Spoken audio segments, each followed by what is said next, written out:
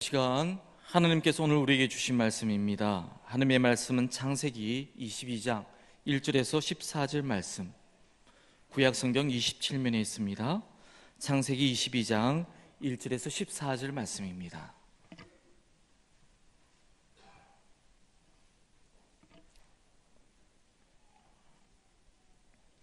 하나님의 말씀 봉독해 올리도록 하겠습니다. 그 일 후에 하나님이 아브라함을 시험하시려고 그를 부르시되 아브라함아 하시니 그가 이르되 내가 여기 있나이다. 여호와께서 이르시되 내 아들 내 사랑하는 독자 이삭을 데리고 모리아 땅으로 가서 내가 내게 일러준 한 산 거기서 그를 번제로 드리라. 아브라함이 아침에 일찍이 일어나 나귀의 안장을 지우고 두 종과 그의 아들 이삭을 데리고 번제에 쓸 나무를 쪼개어 가지고 떠나 하나님이 자기에게 일러주신 곳으로 가더니 제3일에 아브라함이 눈을 들어 그곳을 멀리 바라본지라. 이에 아브라함이 종들에게 이르되 너희는 나귀와 함께 여기서 기다리라. 내가 아이와 함께 저기 가서 예배하고 우리가 너희에게로 돌아오리라 하고, 아브라함이 이에 번제나무를 가져다가 그의 아들 이삭에게 지우고 자기는 불과 칼을 손에 들고 두 사람이 동행하더니 이삭이 그 아버지 아브라함에게 말하여 이르되 내 아버지여 하니 그가 이르되 내 아들아 내가 여기 있노라. 이삭이 이르되 불과 나무는 있거니와 번제할 어린 양은 어디 있나이까? 아브라함이 이르되 내 아들아 번제할 어린 양은 하나님이 자기를 위하여 친히 준비하시리라 하고 두 사람이 함께 나아가서 하나님이 그에게 일러주신 곳에 이른지라. 이에 아브라함이 그곳에 제단을 쌓고 나무를 버려놓고 그 아들 이삭을 결박하여 제단 나무 위에 놓고 손을 내밀어 칼을 잡고 그 아들을 잡으려 하니 여호와의 사자가 하늘에서부터 그를 불러 이르시되 아브라함아 아브라함아 하시는지라. 아브라함이 이르되 내가 여기 있나이다 하매 사자가 이르시되 내 아이에게서 내 손을 대지 말라. 그에게 아무 일도 하지 말라. 내가 내 아들 내 독자까지도 내게 아끼지 아니하였으니 내가 이제야 내가 하나님을 경외하는 줄을 아노라. 아브라함이 눈을 들어 살펴본즉 한 순양이 뒤에 있는데 뿔이 숯불에 걸려 있는지라. 아브라함이 가서 그 순양을 가져다가 아들을 대신하여 번제로 드렸더라. 아브라함이 그 땅 이름을 여호와 이레라 하였으므로 오늘날까지 사람이 이르기를 여호와의 산에서 준비되리라 하더라. 아멘. 이 말씀은 하나님의 말씀입니다. 주님께 감사합니다. 우리 함께 인사하겠습니다. 좋은 아침입니다. 함께 예배드려서 반갑습니다. 잘 오셨습니다. 여러분들께서 혹시 이런 말을 들어보셨습니까? 범의 꼬리를 잡고 뛰지도 못하고 놓지도 못한다라고 하는 말 들어보셨습니까? 범의 꼬리요, 호랑이 꼬리를. 나무꾼이 산에 가서 숲에서 나무를 하다가 뭐가 길게 무슨 로프 같은 게 이렇게 있어서 그걸 확 잡아 당겼는데 보니까 호랑이가 잠자고 있던 거예요. 호랑이 꼬리를 잡았어요. 호랑이가 깜짝 놀라서 화들짝 놀라가지고 뛰는데 이 나무꾼이 호랑이처럼 같이 뛸 수도 없는 거고, 호랑이가 그렇게 빨리 뛰니까. 그래서 그걸 놓으면 호랑이가 뒤돌아서 갖고 확 잡아먹는단 말이거든요. 그러니까 이러지도 못하고 저러지도 못할 그러한 엉거주춤한 상태를 말해서 이 호랑이 범의 꼬리를 잡고 놓지도 못하고 뛰지도 못한다, 이런 말입니다. 근데 저는 이 말을 언제 배웠냐면 제가 아주 어릴 때 저희 어머니께서 이런 말을 종종 하셨어요.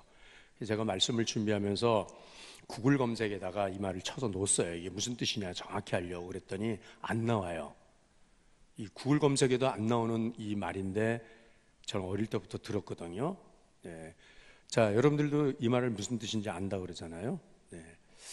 저희 어머니께서 이북에서 피난 오셔가지고 이남에 부산 국제시장을 거기로 왔다가 이제 서울로 올라와서 저 전농동에 청량리에서 왕십역 가는 그 기찻길 옆에 그 동네에다가 판잣집을 짓고 거기서부터 이제 우리가 살기 시작했거든요. 그런데 얼마 안 돼가지고 저희 아버지께서 하룻밤 사이에 그냥 갑자기 돌아가셨어요. 그때 저희 어머니가 34살이고 그리고 슬하에 5남매를 두어서 이제 제가 이제 그때 4살이고 제 동생이 1살이었어요. 위로 서살 터올린 이제 형 누나들이 있고 이랬는데 그 이후서부터 저희 어머니의 고난의 삶은 이런 말로 다 할 수가 없습니다. 종종 우리 어머니께서 이런 말씀하셨어요. 내가 어느 날 갑자기 사라지면 너희들 두고 엄마 먼 길 간 걸로 알아라. 그래서 이제 우리 어머니는 참 이 34살의 젊은 과부가 이 오남매를 두고 살려고 하니까 얼마나 고생스럽습니까? 얼마나 인생이 괴롭습니까? 네. 그래서 이 아들을 두고 도망가고 싶은 마음이 많이 있었어요. 어느 날 보따리 싸가지고 도망가야 되겠다. 보따리 싸고 도망가려고 보니까 어린 자식들이 누워있는 걸 보니까 또 이 자식들 때문에 도망가지 못하겠고, 또 보따리를 풀고서는 또 이 아이들을 데리고 살려니까 너무나 고통스럽고 너무나 힘든 그 삶이라 정말 범의 꼬리를 잡고 뛰지도 못하고 놓지도 못한다라고 하는 그러한 당신의 삶을 한탄하는 그러한 그 말씀이 바로 이 말씀이에요. 여러분, 어찌 저희 어머니뿐이겠습니까? 우리도 인생을 살면서 이런 이 처지가 될 때가 종종 있지 않습니까? 어떤 분은 사업을 하려고 있는 돈 없는 돈 다 긁어 모아가지고 창업을 했는데 처음에는 조금 좀 되는 듯 하다가 이 사업이 계속 부진해요. 자꾸 하면 할수록 까먹는 거예요. 그러니까는 이 사업을 접어야 되는데 접을 수도 없고, 미천 들어간 거 생각하니까 접을 수도 없고, 또 계속 할 수도 없고, 이런 상황을 가리켜서 바로 이 진퇴양난, 뛰지도 못하고 놓지도 못한다라고 하는 이런 표현이겠죠. 네. 한 젊은 아가씨가 나이가 가득 차도록 배우자를 못 만나면서 늘 기도하다가 이제 옆에 어떤 이제 중매하는 분이 참 괜찮은 신랑이 있다 그래서 만나서 데이트를 하니까 좀 괜찮아요. 그래서 나이가 더 들기 전에 이제 결혼하자. 그리고 총각하고 결혼을 했는데 막상 결혼하고 나서 보니까 전혀 다른 사람이에요. 결혼 전에 그 데이트할 때 그런 사람이 아니에요. 막말로 정말 사기 수준의 결혼을 한 거예요. 그러니까는 이혼을 해야 되나 말아야 되나. 더군다나 믿는 아가씨인데 성경에는 이혼하라는 말이 안 나오지 않았습니까? 그러니까는 어쨌든지 살긴 살아야 되는데 살자니 이거는 사는 게 아니고, 그러니까는 바로 이런 편편이 되는 거다 이 말이거든요. 여러분, 우리가 살면서 이러지도 또 저러지도 못하는 이런 난감한 현실에 봉착하는 이런 때가, 그래서 날마다 눈물로 세월을 지새우는 이러한 삶을 우리는 살아가고 있습니다. 자, 그런데 여러분, 이 신앙생활도 마찬가지인 것 같아요.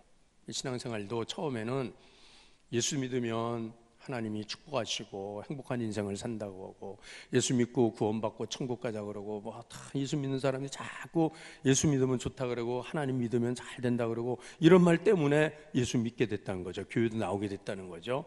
그러면서 믿음 생활하다 보니까 정말 은혜를 받아요. 정말 좋아요. 그리고 또 하나님께서 또 도와주시는 거를 또 이렇게 경험을 하면서, 그러면서 신앙생활을 이렇게 하게 시작되었는데, 그런데 항상 은혜 받는 게 아니잖아요. 그러다 보니까 어느 날서부터인가 신앙이 타성화가 되고, 그래서 습관적인 신앙이 되고, 그러다가 인생을 살면서 이런 어려운 일들이 내게 닥쳐올 때, 어떤 고난이 나에게 주어질 때, 그럴 때 그때는 내가 왜 예수 믿는데 교회 다니는데 왜 내가 이런 이 고통을, 이런 이 고난을 내가 겪어야 되냐라고 하면서, 그때 이제 우리는 많은 사람들이 계속 내가 예수 믿어야 될 것인가, 내가 계속 교회에 갈까, 아니면 그만둘까, 자, 이런 자리에 우리가 이르게 되는 거죠. 또 더군다나 교회에서 신앙생활하면서 또 이런 일 저런 일로 인해서 사람들에게 시험받고 교회에서 시험당하고 그럴 때는 믿음 생활 이제 그만해야 되겠다, 여기서 중단하고 포기하고 싶다라고 할 때가 있지 않겠습니까? 오늘 이 본문의 말씀에 나오는 아브라함의 이야기가 바로 이런 우리의 모습을 보여주고 있는 거거든요. 여러분, 아브라함은 믿음의 조상이라고 불리는 훌륭한 믿음의 사람입니다. 이 아브라함이 75세에 하나님의 부름을 받을 때에 그는 이 우상을 섬기는 땅에 갈대아 우르라고 곳에 살고 있었어요. 그때 하나님께서는 75세에 놓인 이 아브라함에게 너는 너의 본토 친척 아비 집을 떠나서 내가 너에게 지시하는 그곳으로 가라. 그러면 내가 너에게 복을 주어서 너로 하여금 모든 열국의 아버지가 되게 할 것이고 내 후손으로 하여금 하늘의 별처럼 땅의 모래처럼 창대하고 번성하게 했다고 하는 이 하나님의 축복의 약속의 말씀을 그가 듣습니다. 그래서 이 아브라함이 그 하나님이 복 주시겠다니까, 그러니까는 그 하나님을 따라서, 말씀을 따라서 그가 이주하지 않습니까? 하나님께서 인도하신 대로, 이끄신 대로 가다 보니까 가나안 땅에 들어가게 됐어요. 그리고 정말 하나님께서 이 75세의 노인에게 자식을 주는데 그 약속은 비록 더디게 되었지만은 100세에 이르러서 아들 이삭을 낳지 않습니까? 이 얘기 다 잘 아는 이 얘기예요. 자, 그리고서는 이 아들 이삭을 낳은 후에 또 아브라함은 그 가나안 땅에서 큰 부자가 되지 않습니까? 그의 삶에 어떤 위기가, 어떤 고난이 주어지잖아요. 정말 잘 돼요. 아들 크는 거 보면서 내가 하나님 믿기 참 잘했다. 그런데 어느 날 청천벽력과 같은 하나님의 명령이 그에게 떨어지는 거야. 하나님께서 아브라함을 시험하시고자 그랬다는 거야. 하나님 시험하시고자. 그러면서 뭐라고 하십니까? 내 아들 독자 이삭을 내가 지시하는 곳으로 가서 모리아 산으로 가서 번제물로 바치라라고 하는 하나님의 이 정말 말도 안 되는 이 정말 이 황당한 이 요구를 받게 됩니다. 네. 여러분, 번제라고 하는 이 제사가 어떤 제사인지 아시죠?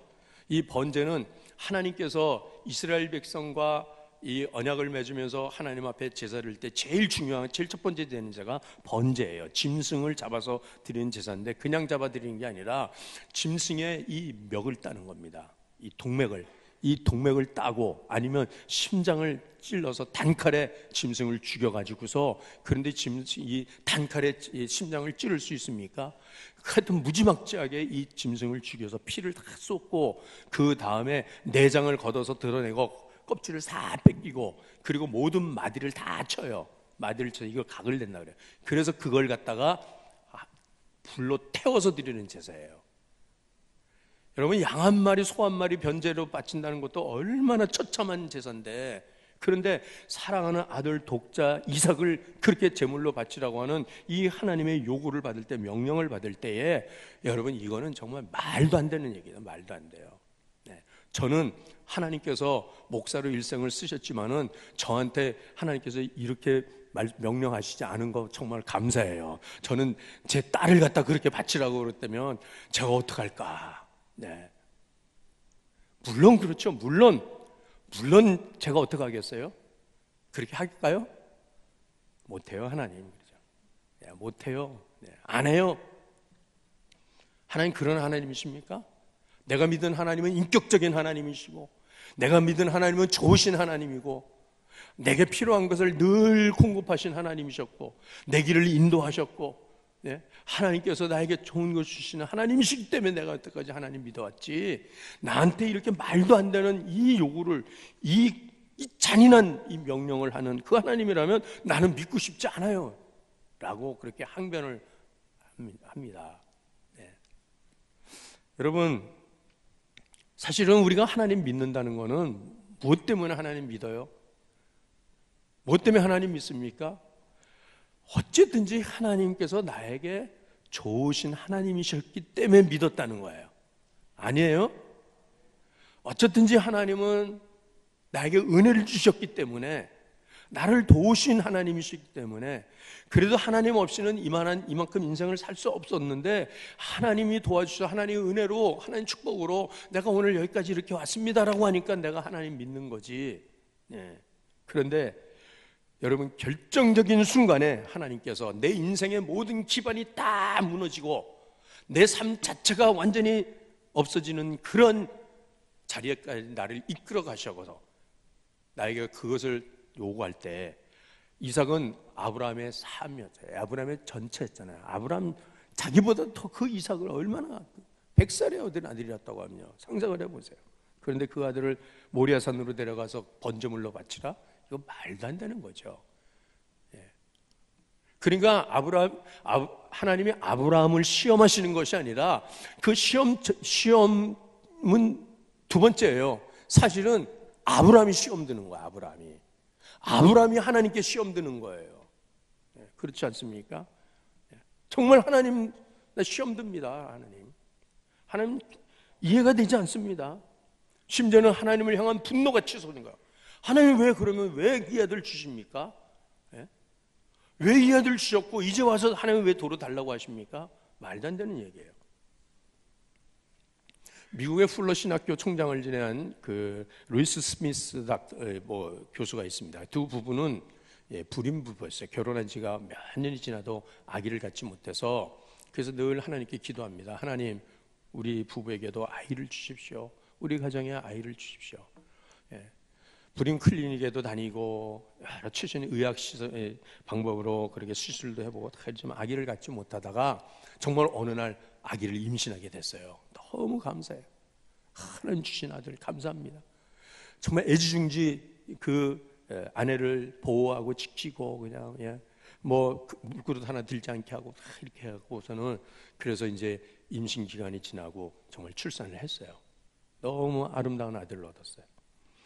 그 가정에 정말 기쁨이 넘쳤어요. 하나님이 우리에게 이 아들을 주셔서 감사합니다. 그런데 여러분, 이 아이가 태어난 지 얼마 되지 않아서 한 달 정도나 지나가는데 어느 날부터 아이가 시름시름 앓으면서 막 고열이 올라가고 막 애가 막 아픈 거예요. 이 아이를 데리고 병원에 갔습니다. 아이를 출산한 그 병원에 가서 아이의 모든 기록이 다 있으니까 아기를 다시 검사를 합니다. 정밀 검사를 다 해보는데 의사가 나와서 심각한 얼굴로 나오더니 준비를 하셔야 되겠습니다 라고 하는 거예요. 이 부부에게 준비하셔야 됩니다. 아이가 며칠 가지 않겠습니다. 오늘 밤이 고비입니다 라고 하는 거예요. 의사가. 이 두 부부가 이 루이스 스미스 이 두 부부가 이 목사님이잖아요. 더군다나 주의 전으로 달려가서 통곡을 하면서 기도합니다. 하나님 주신 이 아들 하나님 붙잡아 주시오. 오늘 밤이 고비라는데 하나님 이 아이 생명을 지켜주시오. 그리고 목사님한테 연락드리고 믿음의 식구들한테도 연락하고 오늘 밤은 기도해달라고 그러고 막 부탁을 하죠. 막. 그리고 밤새 눈물로 기도했어요. 새벽쯤 됐는데 병원에서 전화가 오는데 교수님 다행입니다. 아이가 살아나고 있습니다. 하면서 다시 정밀 검사를 해보니까 걱정하지 않아도 될 것 같아요. 며칠만 더 입원하고 있으면 아이가 건강하게 이제 태어날 수 있을 것 같아요 라고 그런 기쁨의 소식 들었어요. 너무 하나님 은혜 감사합니다. 이 아들 주셔서 감사했는데 이 아들 이 사경에서 또 하나님 구해주셔서 감사합니다.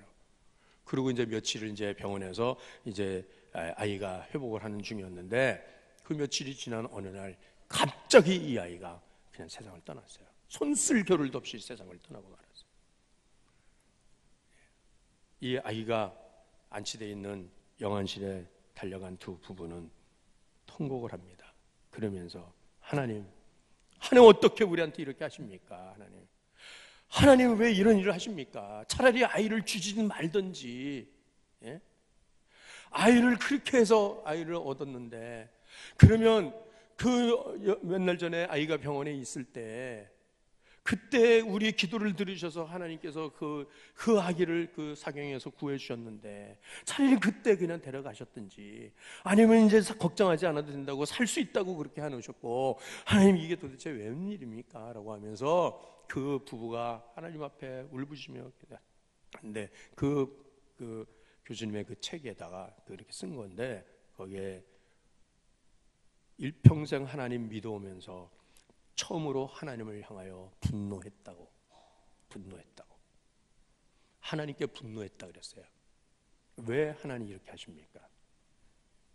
그러고 나서 장례를 치르고 여러 날이 지나면서 다시 평정을 찾게 됐고 곰곰이 다시 하나님을 향하여 그들의 마음이 다시 열릴 때에 그럴 때에 그 부부에게 하나님께서 욥의 말씀을 주셨어요.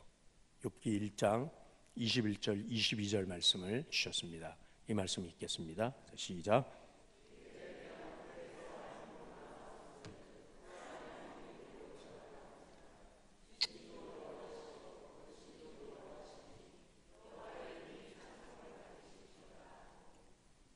이 모든 일에 욥이 범죄하지 아니하고 하나님을 향하여 원망하지 아니하니라. 아멘. 왜 하나님이 일을 하십니까? 이렇게 하셨습니까? 라고 할 때에 이 스미스 교수는 하나님이 내 인생의 주인이시구나라고 하는 것을 고백하게 됐다는 거예요. 여러분, 내 인생의 마지막 믿음의 끝, 그 벼랑 끝에, 믿음의 끝, 벼랑 끝은 바로 아들을 모리아 산에 제물로 바치는 그 자리예요. 믿음이 없으면 그 자리까지 갈 수가 없어요. 어쨌든지 아브라함은 믿음으로 그 자리까지 갔어요. 그리고 마지막 그 아들을 하여 칼을 들어서 그 아들을 치는 그 마지막 자리는 벼랑 끝이었다는 거예요. 거기서 내 인생의 모든 것은 모든 것은 끝내요. 모든 기대와 희망은 이제는 사라지는 곳이에요. 왜요? 어떻게 해요? 왜 하나님이 이 가혹한 시련을 주십니까? 하나님께서는 내 인생의 주인이 나다라고 하는 것을 하나님이 알게 하시는 거라는 거예요.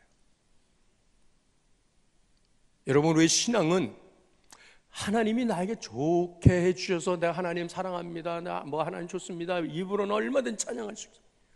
우리 방금도 찬양했잖아요. 주의 이름 찬양한다고 얼마나 은혜가 찬양을. 그러나 여러분, 정말 하나님이 나에게 좋게 하셨기 때문에, 나에게 은혜 주셨기 때문에, 나에게 아들도 주셨고 내 직장도 주셨고 내 가정도 주셨고 나를 구원하시고 생명도 주시고 모든 것 다 주신 하나님이셨는데, 그래서 나는 하나님을 나는 믿습니다라고 하는. 그러나 그것은 진정한 신앙은 어디까지 가야 되냐면 하나님이 내 삶의 주인이십니다라고 하는 것까지 가야 되는 거예요. 하나님이 나의 주인 되신 것을 믿습니까, 여러분? 하나님 나의 주권자시라는 걸 믿습니까? 내 건강도, 내 생명도, 내 재산도, 내 모든 삶의 모든 것도 다 하나님이 주인이시라고 하면, 주인이 달라라고 할 때 종이 주인에게 왜 달라고 하냐고, 이거 아니면 나는 못 산다고 하는 것, 그것을 주인한테 항변할 수 있냐 이 말이잖아요. 나의 삶의 주권자가 하나님이십니다라고 하는 그 고백의 자리가 내 믿음의 끝이요, 그것이 바로 벼랑 끝이라고 하는 거예요. 그 벼랑 끝에서 내가 뒤돌아갈 수도 있어요.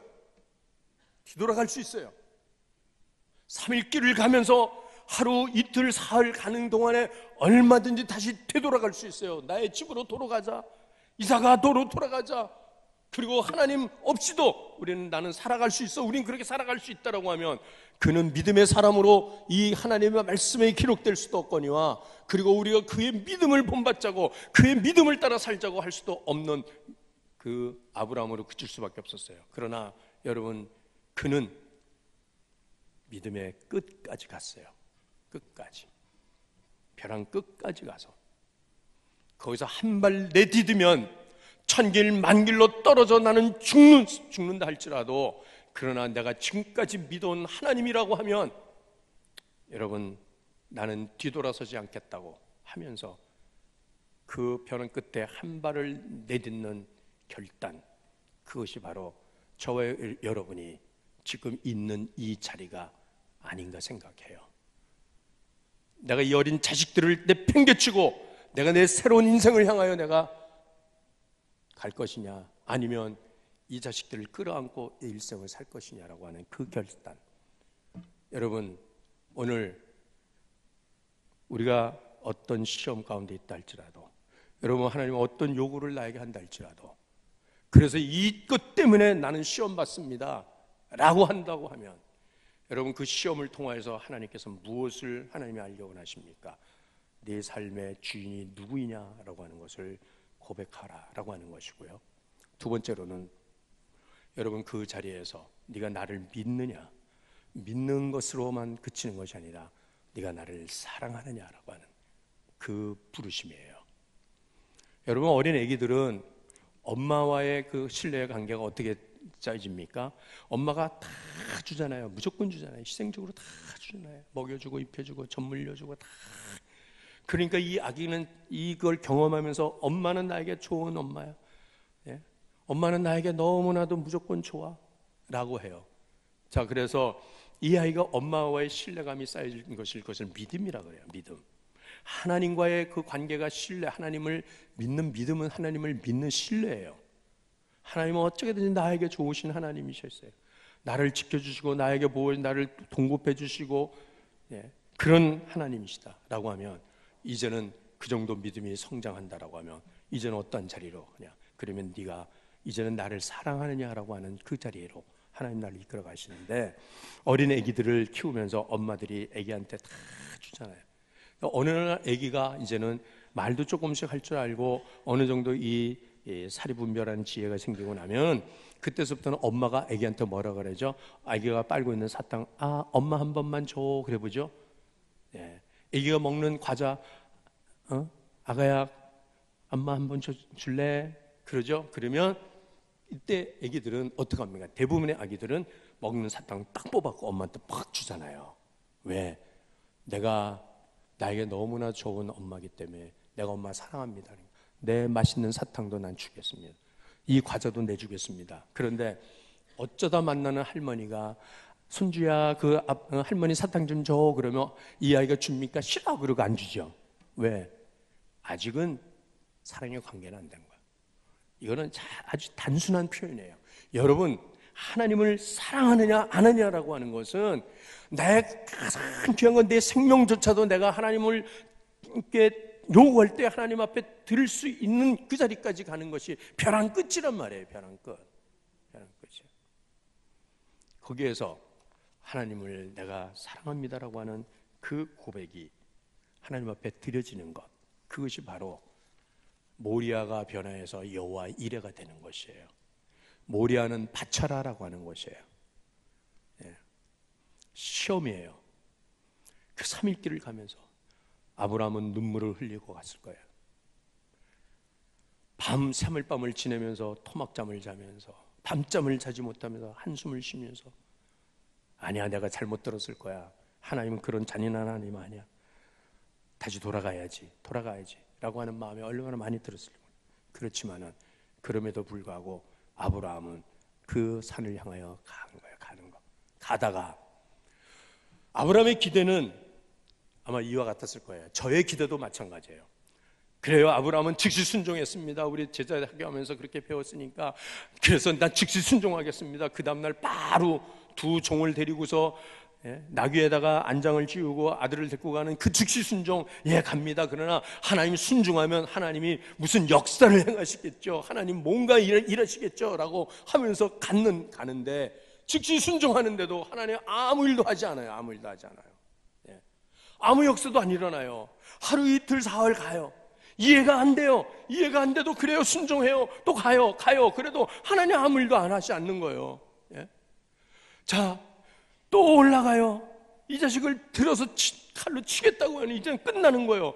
그 유익이 없어도 순종해요. 그래도 그래 가요. 이게 쉬운 얘기입니까? 그러나 이 자리에 여기에서 하나님께서 칼을 들어서 아들을 내려치려는 그 순간에 그 자리가 바로 하나님이 개입하시는 자리였다는 것이죠. 아브라함의 삶에 반전이 일어나는 곳이었다는 것이죠. 여러분, 여호와 이레는 순종을 시작할 때 시작된 게 아닙니다. 여호와 이레는 벼랑 끝에 가서 마지막 나는 더 이상 갈 수 없는 그 자리까지 갔을 때 여호와 이레가 시작이 됐다는 것이에요. 그래 믿음으로 하면 되겠지? 믿음으로 하면 돼요. 그러나 그 과정이 여러분 끝까지 가야 돼요. 죽음의 자리까지 가야 되는 거예요. 더 이상 내가 돌아갈 수 없는 그곳까지 갔을 때 거기에서 하나님의 역사가 일어났다는 것이죠. 여러분 우리는 지금까지 하나님을 어떻게 알고 믿어왔습니까? 아브라함이 창세기 12장에 아브라함이 하나님을 만난 이후에 오늘 창세기 22장에 여호와의 이레 하나님으로 만나기 이전까지에 기록되어 있는 아브라함이 만나고 아브라함이 경험한 하나님에 대한 그의 고백은 창세기 14장에 그는 창세기 14장 22절에 지극히 높으신 하나님으로 하나님을 고백합니다. 엘 엘yon 히브리 말로 그 다음에 창세기 17장에 할례 언약을 맺으면서 거기에서는 하나님을 전능하신 하나님 엘 샤떼이라고 그렇게 하나님을 불러요. 그리고 창세기 21장에는 블레셋 왕 아비멜렉과 평화의 협약을 맺고 그곳에다 에셀 나무를 심으면서 그곳의 이름을 영원하신 하나님, 이전 성경에는 영생한 하나님이라 그랬어요. 이 영원하신 하나님, 영생한 하나님은 엘 올람으로 불렀어요. 그런데 오늘 이 엄청난 시험 앞에서 하나님께서 그 아브라함에게 보이신 하나님은 야훼 이레라고 하는 하나님이에요. 성경에, 히브리 성경에 하나님에 대한 이 명칭이 커다랗게 엘이라고 하는 명칭과 야훼라고 하는 명칭으로 나옵니다.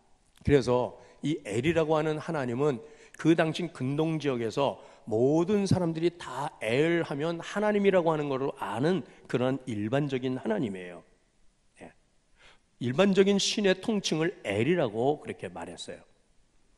거기에다가 아브라함이 그 엘을, 그 하나님을 경험할 때, 아, 하나님은 높으신 하나님이시구나, 엘 엘론이라고, 또 하나님은 전능하신 하나님이구나, 엘 셋다이라고, 하나님은 영생하신 하나님이구나, 엘 올람이라고, 그렇게 하나님에 대한 설명을 자기가 나름대로 그렇게 이해를 하고 붙였어요. 그러나 이 자리에서는 그는 야훼라고 하는 이름으로 바꿔요. 야훼라고 하는 이름은, 여호와라고 하는 이름은 오직 유일하신 전 하나님, 이스라엘의 하나님이 야훼 하나님이에요. 모든 사람의 하나님이라고 하는 것보다도 나의 하나님이 야훼 하나님이라는 거예요. 여기에서 아브라함은 바로 하나님에 대한 고백을, 이제는 야훼 하나님, 날 위하여 준비하신 하나님, 날 위하여 모든 것을 공급하신 하나님, 그 죽음의 자리, 그 슬픔과 눈물의 자리로 끝나지 않게 하시고, 그 모리아산에서 이 아들 독자를 제물로 바쳐서 끝났다고 하면 그 하나님은 잔인한 하나님이 되었을 것이고, 그 하나님은 두렵고 무서운 하나님으로 되었을 것이고, 그리고 그 이후서부터 이 아브라함은 그 모리아산을 바라볼 때마다 그 자식을 거기서 잃어버렸다고 하는 엄청난 트라우마로 인하여서 다시는 그 산을 쳐다보지도 않을 거예요. 다시는 저 산에 올라가서 하나님께 예배하고 싶지 않았을 거예요. 그러나 그 산에서 아브라함은 모리아가 변화해서 야훼 이레로 하나님의 경험되었다는 거예요. 그 이후의 삶, 아브라함의 삶, 남은 50년 동안을 아브라함은 여호와 이레의 삶을 살았습니다. 지식적이고 이론적이고 그저 머리로만 모든 사람들이 다 그렇게 말하는 그 하나님이 아니라 여호와 이레 나의 하나님으로 살았어요. 그 하나님이 아브라함으로 하여금 복의 근원이 되게 하셨어요.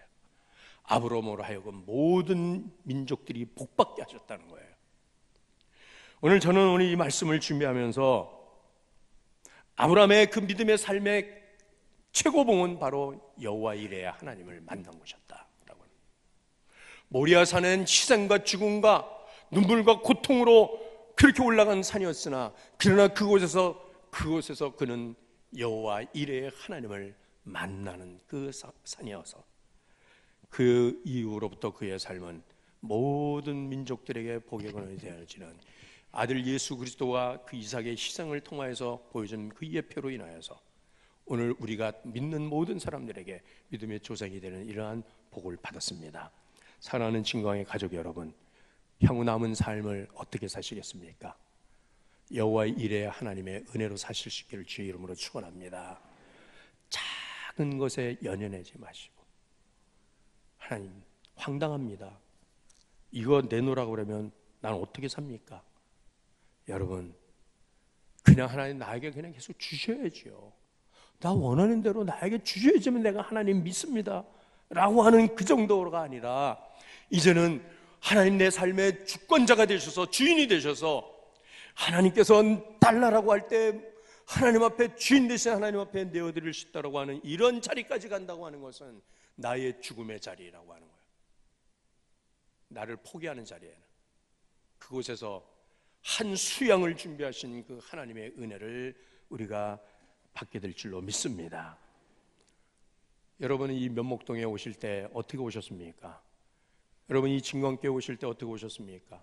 그래도 그 하나님을 놓지 않으려고, 그래도 나 하나님을 믿는다고 하면서 그래도 이곳에 와서 여기에서 여러분들이 정말 말할 수 없는, 이해할 수 없는 그런 엄청난 하나님의 요구를 받을 때, 하나님의 명령의 말씀을 들을 때에, 그럴 때 못해요, 난 그만둬요, 난 싫어요 하면서 되돌아갈 것입니까? 아니면 하나님, 내가 지금까지 내가 믿고 알고 내가 따라온 하나님이 어떤 하나님이신데 내가 이것 때문에 내가 뒤돌아서겠습니까?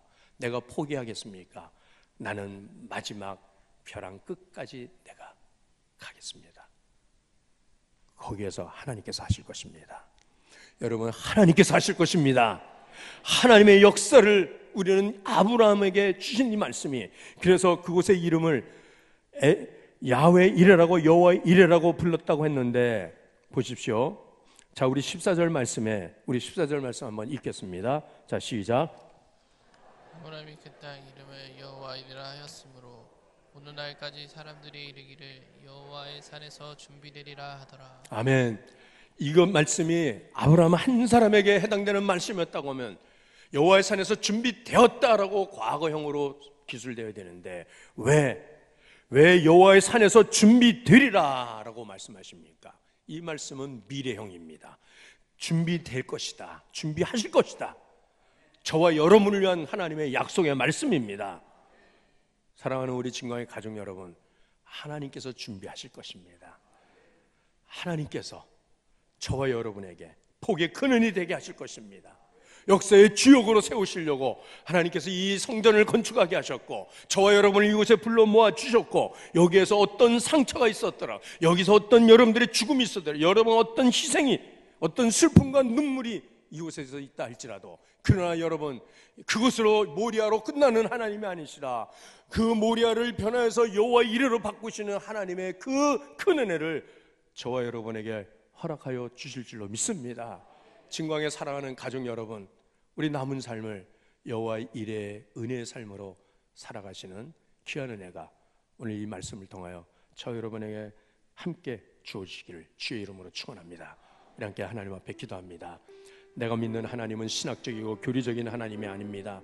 내 삶의 실천과 경험을 통하여서 나는 이제는 이 인생의 끝자리까지라도 내가 가서라도 하나님 붙들겠습니다 하는 이 믿음으로 하나님 앞에 고백하며 이 시간 함께 기도하시겠습니다. 우리 아버지 하나님, 오늘도 주께서 말씀을 주셨습니다.